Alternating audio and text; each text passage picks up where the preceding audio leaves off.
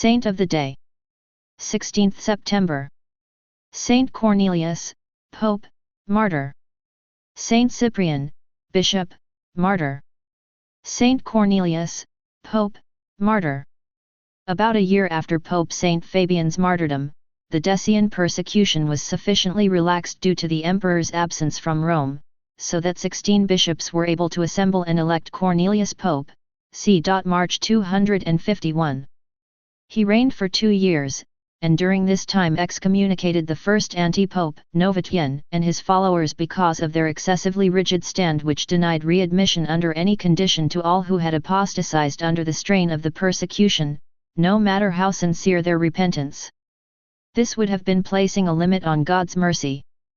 We are told that at that time there were in Rome a limited number of clergy caring for some 50,000 Christians, among whom were 1,500 minors wholly dependent on charity. With the renewal of the persecution of 253, Saint Cornelius was exiled to Civitavecchia, where he died either of exhaustion or decapitation. Saint Cyprian, Bishop, Martyr. Saint Cyprian, the famous orator of Carthage, Africa, was a man of considerable wealth, and endowed with remarkable energy and administrative ability.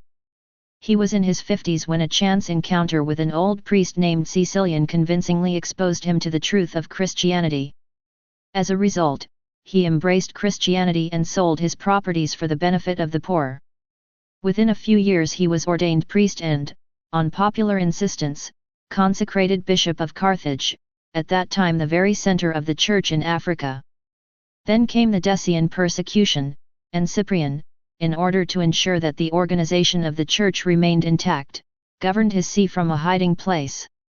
When the persecution abated during the following year, he returned to Carthage, but his compassionate leniency in readmitting to communion, under certain conditions, some sincerely contrite penitents, lapsi, who had apostatized under the terrible tortures, was attacked by the priest Novatian and even created a schism. In 257 a new persecution broke out under Valerian, and Saint Cyprian was beheaded on September 14, 258. The detailed official account of his fearless profession of faith before the Roman judge and of his condemnation and death that has come down to us throws abundant light upon Catholic practice of the day. 62 of his letters are still extant. Reflection: we have solemnly renounced the world and therefore, whilst we continue in it, we should behave like strangers and pilgrims. Saint Cyprian.